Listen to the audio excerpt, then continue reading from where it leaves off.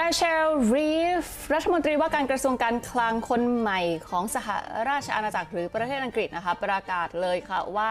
สถานะของประเทศอังกฤษวันนี้คือ broken and broken ถังแตกและ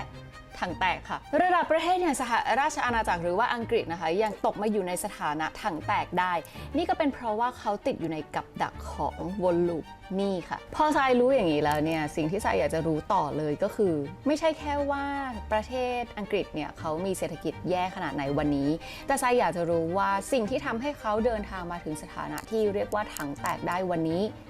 มันเกิดอะไรขึ้นเราจะได้เป็นอุทาหรณ์ในการคิดวิเคราะห์กันนะคะว่าเฮ้ยอะไรอะที่มันเป็นส่วนสำคัญที่ทำให้ประเทศมันย่ำแย่และถ้าเกิดว่าใครชื่นชอบช่อง Sai Money Monster นะคะจริงๆก็คิดว่าทุกคนที่ดูอยู่น่าจะชอบแล้วก็ขอบคุณที่ติดตามถ้าอยากจะสนับสนุนช่องทรายนะคะให้แบบว่าเฮ้ยสนุกแล้วก็เล่าได้ลึกๆแบบนี้เอาข้อมูลมาฝากทุกคน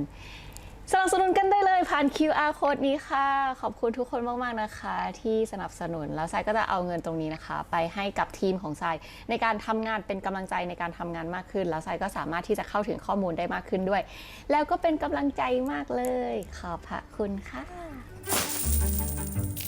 ไปต่อกันเลยค่ะเริ่มจากอัปเดตปัญหาเศรษฐกิจตอนนี้ของอังกฤษกันเลยเริ่มที่หนี้สาธารณะนะคะหนี้สาธารณะของประเทศอังกฤษตอนนี้เรียกว่าใหญ่เกินขนาดเศรษฐกิจของประเทศไปแล้วค่ะเพราะว่าหนี้สาธารณะมันทะลุเกิน 100% ของ GDP ไปเรียบร้อยแล้วหรือเป็นจำนวนเงินคือ 2.6 ล้านล้านปอนด์ค่ะซึ่งหนี้ในวันที่เศรษฐกิจตกต่ำของอังกฤษวันนี้รู้ไหมว่ามันเทียบเคียงกับอะไรมันเทียบเคียงกับเทรนด์หนี้ที่มันกำลังพุ่งสูงขึ้นเหมือนตอนเกิดสงครามในอังกฤษเลยค่ะซึ่งหนี้ก้อนเนี้ยเป็นหนี้ที่เรียกว่าเสี่ยงแล้วอังกฤษเนี่ยก็แทบจะรับมือไม่ได้เพราะถ้าถามว่าทำไมอังกฤษถึงจะรับมือกับหนี้สาธารณะระดับ 100% ของ GDP ไม่ได้ก็เป็นเศรษฐกิจขนาดใหญ่เหมือนกันเป็นประเทศเศรษฐกิจขนาดใหญ่เหมือนกันหาเงินได้เยอะเหมือนกันทำไม 100% ของ GDP ถึงจะมีปัญหากับอังกฤษที่ญี่ปุ่นกู้ไปแล้วเกิน 200% ต่อ GDP ยังดูไม่ได้น่าเสี่ยงเท่านี้เพราะหนี้ของญี่ปุ่นที่มันเกิน 200% นะคะส่วนใหญ่เลยเนี่ยเกือบเกิน 90% ของหนี้ในญี่ปุ่นคือหนี้ในประเทศค่ะซึ่งหนี้ในประเทศเนี่ยมันจะมีความเสี่ยงน้อยกว่ามีความมั่นคงมากกว่าเพราะว่ามันถูกควบคุมโดยคนในประเทศไงค่ะแต่หนี้ของประเทศอังกฤษไม่เหมือนกันค่ะส่วนใหญ่แล้วเป็นหนี้ที่ขายพันธบัตรรัฐบาลซึ่งก็คือหนี้ต่างชาติหนี้ต่างชาติคนในชาติไม่ได้ควบคุมคนต่างชาติเป็นคนควบคุมก็เลยเป็นก้อนหนี้ที่มีความเสี่ยงมากกว่าถ้างั้นถามว่าไปเทียบกับอเมริกา อเมริกาก็หนี้ต่างชาติเยอะเหมือนกันค่ะแต่สหรัฐอเมริกาเป็นเจ้าของสกุลเงินที่เรียกว่าดอลลาร์สหรัฐซึ่งเป็นเงินสกุลสำรองของโลกนะคะ reserve currency คือเงินเขามีพัดยศนะคะเพราะฉะนั้นดอลลาร์สหรัฐเนี่ยมันเป็นที่ต้องการมากมายในโลกใบนี้เขาจึงมีความสามารถที่จะกู้ได้แบบ to the moon หรือว่าจะมีหนี้สัก 100% ก็ประเทศเขายังไม่แตกค่ะแต่อังกฤษเนี่ยไม่เหมือนกัน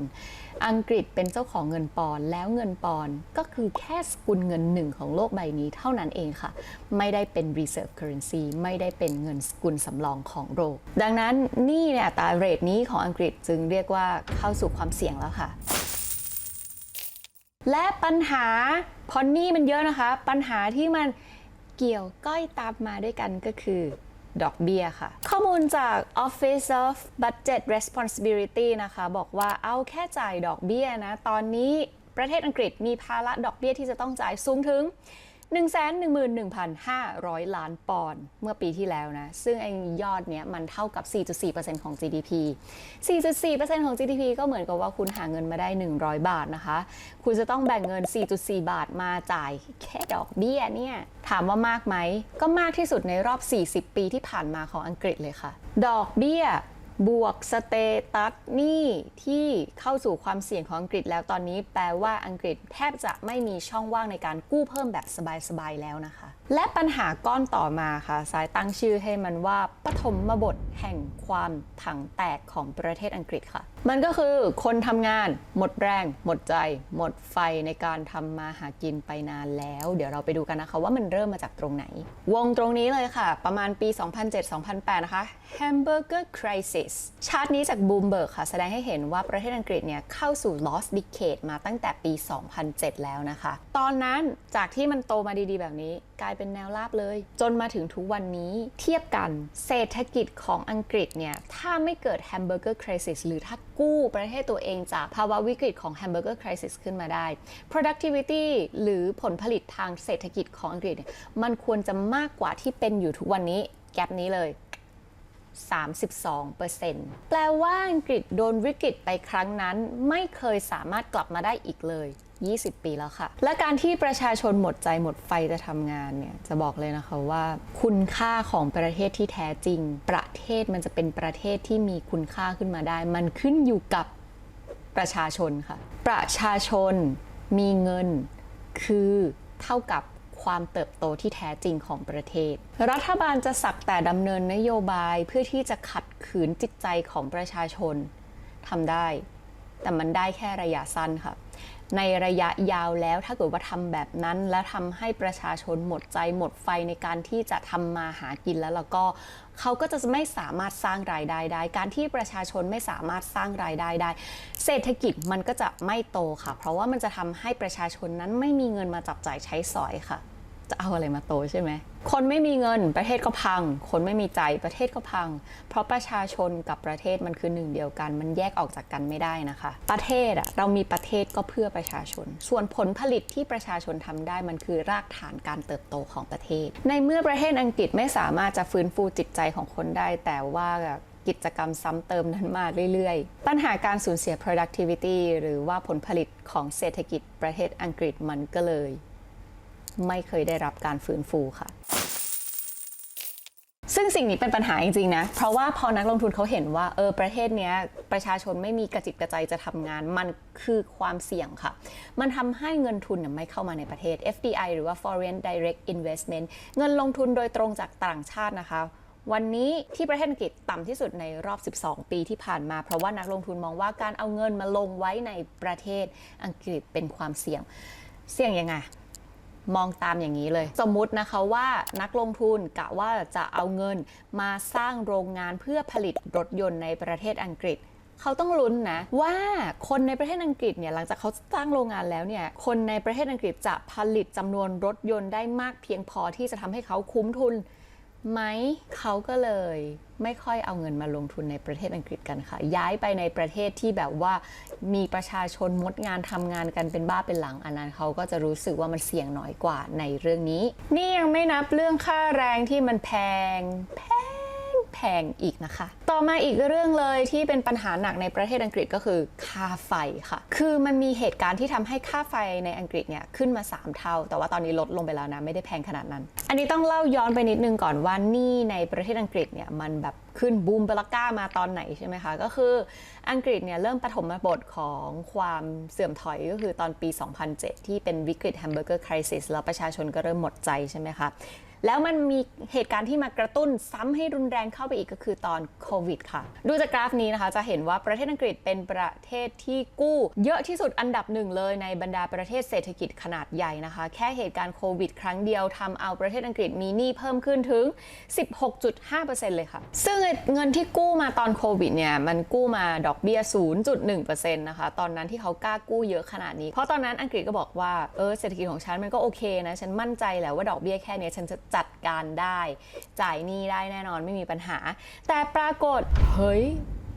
รัสเซียตียูเครนพอรัสเซียไปตียูเครนเข้านะคะก็ไปกระตุ้นทำให้ทั้งโลกใบนี้แหละราคาพลังงานมันเพิ่มขึ้นก็คือเกิดเงินเฟ้อนั่นเองแถมยังโดนสหรัฐอเมริกาสั่งแซงชั่นก็คือไม่ให้ซื้อพลังงานราคาถูกจากรัสเซียอีกด้วยตอนนั้นนะหลายคนก็คงคิดแล้วว่าอังกฤษคงไม่เป็นไรละมั้งยุโรปคงไม่เป็นไรแหละแค่ไม่ซื้อน้ำมันราคาถูกจากรัสเซียมันไม่เป็นอะไร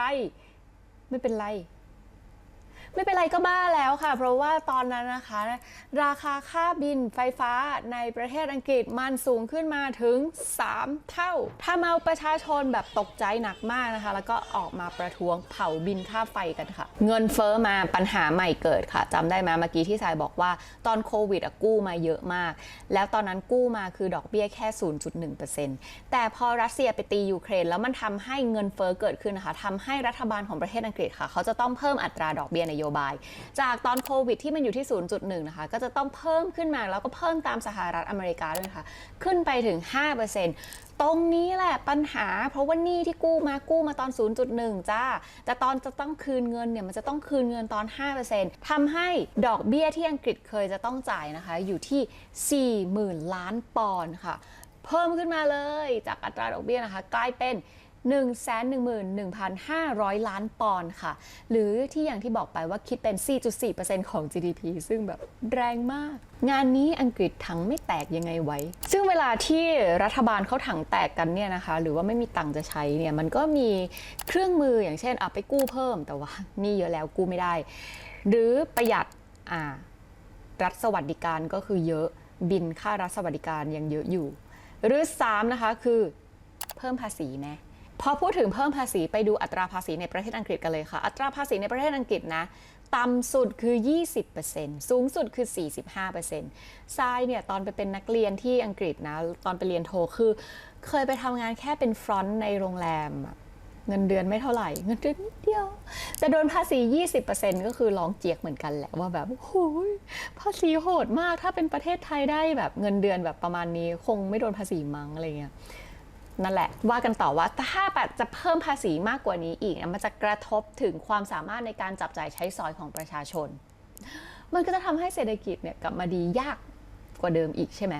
แต่ถ้าเกิดว่าไม่เก็บภาษีแบบส่วนบุคคลนะไปเก็บภาษีแบบผู้ประกอบการหรือว่าคนรวยแทนเนี่ยเรื่องมันก็มีอยู่อย่างนี้ค่ะว่าคนรวยในประเทศอังกฤษเนี่ยลดลงนะคะตอนนี้มีคนรวยที่มีเงินระดับ1 ล้านปอนด์อยู่แค่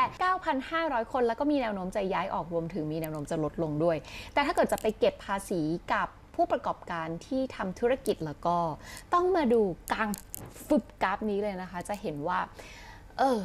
เศรษฐกิจของประเทศอังกฤษเนี่ยหลักๆแล้วเนี่ยเงินหมุนเวียนในประเทศมาจากบริษัทเอกชน private sector นะคะถึง 15% ค่ะเป็นเงินที่รัฐบาลจับจ่ายใช้สอยไม่ถึง 5% เพราะฉะนั้นถ้าเกิดว่าไปขึ้นภาษีใส่บริษัทเอกชนพวกนี้แล้วเขาเกิดไม่อยากอยู่ด้วยเขาเกิดอยากย้ายออกไอ้ 15% ที่เป็นเงินหมุนเวียนอยู่ในประเทศอังกฤษนี้นะคะมันก็จะต้องลดลงอีกค่ะเศรษฐกิจมันก็ไม่ดีอีกนั่นแหละดังนั้นสิ่งที่อังกฤษเนี่ยจะต้องเอาความหวังไปฝากเอาไว้ก็คือรัฐบาลนั่นเองค่ะพรรคแรงงานที่เพิ่งจะชนะการเลือกตั้งมานะคะก็ต้องมาลุ้นกันค่ะว่านายกรัฐมนตรีคนใหม่ของเขาคนนี้จะสามารถอยู่ได้นานเท่าไหร่เพราะตลอด5 ปีที่ผ่านมานี้นะคะ Taylor Swift ออกอัลบั้มมา5 อัลบั้มประเทศอังกฤษก็เปลี่ยนนายกรัฐมนตรีมาแล้ว5 คนเหมือนกันเรียกว่าการเมืองก็ไม่ได้เสถียรการเงินก็ค่อนข้างอ่อนแอเลยตอนนี้สรุปเส้นทางสู่ความพังถังแตกของอังกฤษนะคะก็คือ 1. ประชาชนหมดใจหมดไฟหมดแรงจะทำงานค่ะทำให้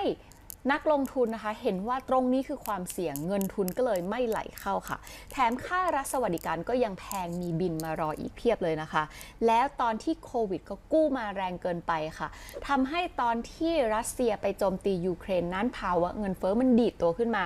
แล้วมูลค่าหนี้ของอังกฤษเนี่ยเฉพาะตรงที่เป็นดอกเบี้ยเนี่ยนะคะมันก็เพิ่มสูงขึ้นกลายเป็นภาระหนักขึ้นที่รัฐบาลจะต้องแบกรับเอาไว้ค่ะ